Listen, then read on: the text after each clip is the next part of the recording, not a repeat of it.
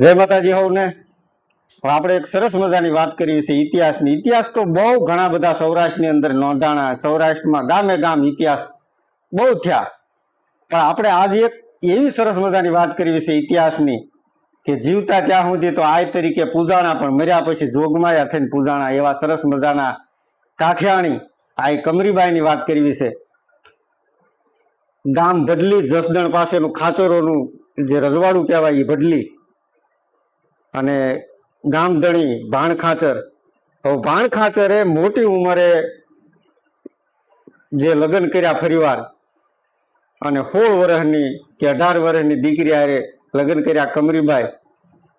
હવે તમને કહું, લગ્નના નવા નવા એવા ઓરતા, પહેલાના સમય પ્રમાણે પહેલા કાંઈ રિવાજ જોવા જવાનો હતો નહીં. માવતર જે નક્કી કરે એ સમય અનુસાર સૌને દીકરીઓને પોતે આ પાડી દેતા. આજના સમય જેમ નહોતું તે દિવસે. એ 60 વર્ષની અવસ્થાએ ભાણખાચરે નવું ઘર કર્યું. 18 જ વર્ષની દીકરી આય કમરીબાઈ. હવે એને તો કાંઈ ખબર નથી પોતાને પતિની ઉંમર શું છે, પોતાના ધણીની શું ઉંમર છે, કાંઈ ખબર નથી. પરણીને આવ્યા, ગામમાં આવ્યા એટલે એને સાસરે આવ્યા એટલે હવ આખું ગામ આય આય કરીને પગે લાગવા આવે. એટલે એને થોડુંક મનમાં અચંબો છો કે મને હવે નાની ઉંમર અને આ 70 80 વર્ષના ડોશીમાં મને પગે લાગીને એમ કે આયમાં આયમાં, એટલે એને થોડોક અચંબો લાગ્યા કરે. અચંબો લાગે એટલે ખબર નહીં. પછી ખબર પડી કે કાઠી ગલઢેરા બહુ મોટું મોભાદાર ખોવડું છે ભાણખાચરનું, એટલે એના વવારું તરીકે હું આવી એટલે ઓલું થાય. બધા શણગાર એ નારીએ ઉતારી નાખ્યા. આપણને એમ થાય કે આજના ઝડપી યુગમાં ક્યાં એ વર્ષો પહેલાની ઘટના દીકરીઓને એની હારે સરખાવી તો આપણને એમ થાય કાંઈક અજુગતું લાગે. આપણને એમ થાય કે આવું બને. અને આ તમને કહું, શણગાર બધા ઉતારીને એક બુઢી કાઠિયાણી હોય, જે પ્રોઢ, જે જે વયોવૃદ્ધ થઈ ગયા હોય એવી ઉંમરના કપડા પહેરી લીધા. સમય પ્રસાર થવા લાગ્યો. સમય પ્રસાર થયો એટલે ભાણખાચર તો બહુ મોટી ઉંમરના, મોઢામાં દાંત નહીં. એક વખત સવારના પહોરમાં શિરામણ કરવા હાટું 5-7 મહેમાનોને મોટું ખોવડું, એટલે 5-7 મહેમાનોને લઈને કાઠી દરબાર ઘરે આવ્યા, અને ઘરે 5-7 મહેમાનો શિરામણ કરવા બેહાડ્યા. હવે દહીં ને હાકર ને એવું બધું પીરહાય, રોટલા પીરહાણા, પણ નવા નવા આયમાં નહીં, ખબર નહીં કે મોઢામાં દાંત નથી એટલે વેદના એ સમજી ન શક્યા. અને એને રોટલા બહુ સરસ મજાના બનાવ્યા, પણ થોડા કડક રોટલા, પણ એને દાંત વિનાની વેદના શું કહેવાય એને ખબર નહીં. એટલે મહેમાનોએ કીધું કે ભાઈ રોટલા બહુ સરસ મજાના બન્યા. મહેમાનોએ વખાણ કરવા માંડ્યા હારવાર કે ભાઈ રોટલા બહુ સરસ મજાના બન્યા છે, ભાઈતું પડી જાય એવા રોટલા બન્યા.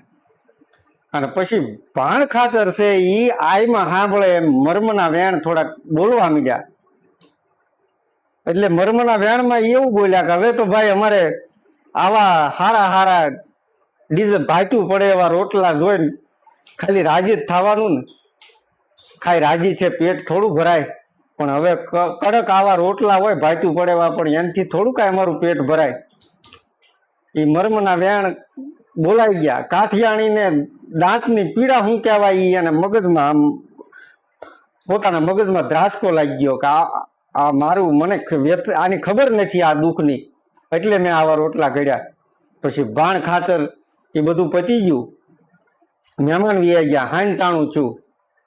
એટલે જ્યારે ભાણખાચર જ્યારે ઓળે આવ્યા ત્યારે જે આમ ભર્યા ભર્યા ગાલ લાગતા હતા એ ગાલમાં ખાડા પડેલા દેખાણા. એટલે ભાણખાચરે તરત ઓચિંતાનું પૂછ્યું કે કાઠિયાણી આ કેમ આ ભર્યા ભર્યા ગાલમાં ખાડા દેખાય છે?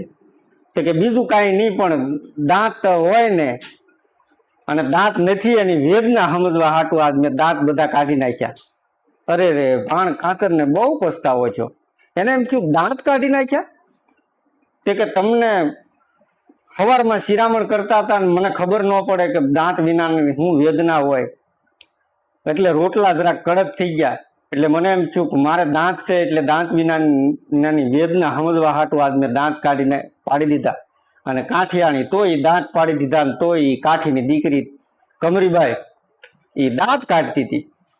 પણ ભાણ ખાતરને બહુ ઊંડો નિશાસો નખાણો, એને એમ થયું બહુ ખોટું થઈ ગયું મારથી. હવે આજની જનરેશન પ્રમાણે તમે વિચાર કરીએ, અત્યારે દીકરીઓના જે ઘટનાના બનાવ જોઈએ ત્યારે આપણને થોડુંક દુઃખ લાગે. આપણને એમ થાય કે જે પોતાના ધણીની વેદના સમજવા હાટું થઈને જે કાઠિયાણીએ દાંત પાડી નાખ્યા મોઢામાંથી, એ શું પતિ પ્રેમ હશે, શું એ લગ્ન જીવન હશે. આજનું જયારે આપણે વિચારીએ, વિધવા વિવાહ લગ્નનું તો મનુસ્મૃતિ તો હાવ ના જ પાડે છે.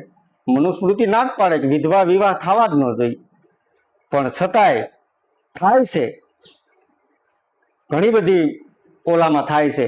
પણ એનો વિરોધ નથી આપણે, પણ એક વાતનું ઓલું છે, થોડીક ફેસિલિટી, થોડીક ભૌતિક સુખ ન મળે અને છૂટાછેડા સુધીના જે મામલા, જે આજની ઘટનાઓ બને છે, તો આપણને થોડુંક એમ થાય કે માત્ર ભૌતિક સંપત્તિ માટે.